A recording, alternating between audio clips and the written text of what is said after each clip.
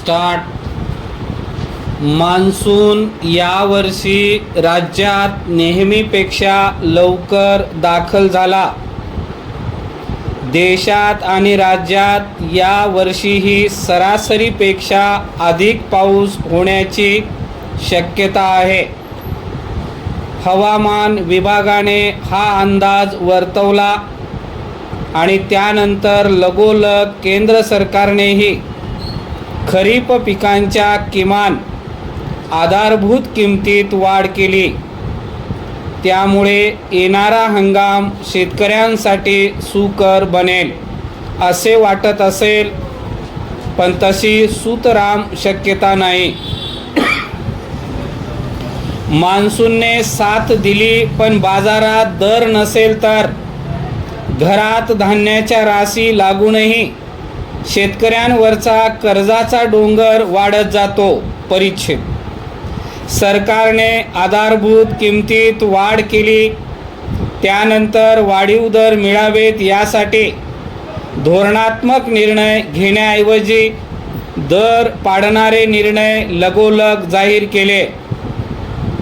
त्यामुळे सालाबादप्रमाणे आधारभूत किमती कागदावरच राहतील. कापूस, सोयाबीन, तूर ही राज्यातील प्रमुख खरीप पिके. त्यांना खुल्या बाजारात आधारभूत किंमत मिळण्याची शक्यता नाही. सोयाबीन खालील पेरा मागील काही वर्षात सातत्याने वाढत 50 लाख हेक्टरवर गेला आहे. सरकारने सोयाबीनसाठी 5,328 रुपये आधारभूत किंमत नवीन हंगामासाठी निश्चित केली असली तरी प्रत्यक्षात बाजारपेठेत शेतकऱ्यांना 4,200 रुपये दर मिळत आहे. अशा परिस्थितीत केंद्राने कच्च्या खाद्यतेलावरील आयात शुल्क 20% 10% केले. यामुळे खाद्यतेल स्वस्त होऊन सोयाबीनसारख्या तेलबियांना दर मिळणार नाही.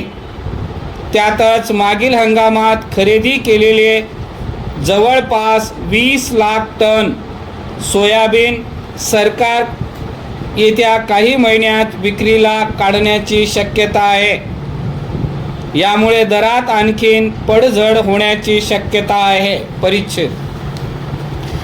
खाद्यतेलावरील आयात शुल्क कमी करण्याऐवजी त्यातून मिळणाऱ्या महसुलातील काही भाग सोयाबीन पेंडीच्या निर्यातीसाठी अनुदान म्हणून देण्याची गरज होती. आयात शुल्क 10% कमी केल्याने सरकारचा महसूल 14,000 कोटी रुपयांनी कमी होणार आहे. केवळ 2,000 कोटी रुपये सोयाबीन पेंडीच्या निर्यातीसाठी दिले तर स्थानिक बाजारात सोयाबीनचे दर आधारभूत किमतीजवळ येऊ शकतील आणि सरकारला सोयाबीन खरेदी करावी लागणार नाही. पंतप्रधान नरेंद्र मोदी सरकारकडून खाद्यतेलामध्ये आत्मनिर्भर होण्याची गरज अनेकदा बोलावून दाखवली. आता खाद्यतेलाचा वापर 10% कमी करण्याचे आव्हान सरकार करीत आहे.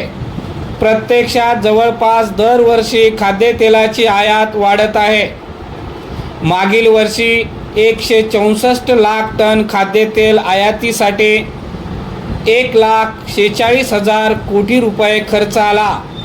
2013-14 मध्ये 116 लाख टन खाद्यतेल आयातीसाठी 60,000 कोटी रुपये खर्च आला होता. सध्याचे धोरण खाद्यतेल आयातीला पोषक आहे. स्वस्त आयातीमुळे आणि सोया पेंडचा अतिरिक्त साठा देशात पडून असल्याने सोयाबीनला दर मिळण्याची शक्यता नाही.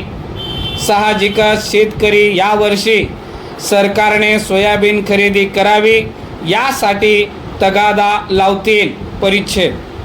खाद्यतेलावरील आयात शुल्क कमी करताना परदेशातून पिवळ्या वाटाण्याची चालू आर्थिक वर्षात शुल्कमुक्त आयात करण्यास केंद्राने परवानगी दिली आहे.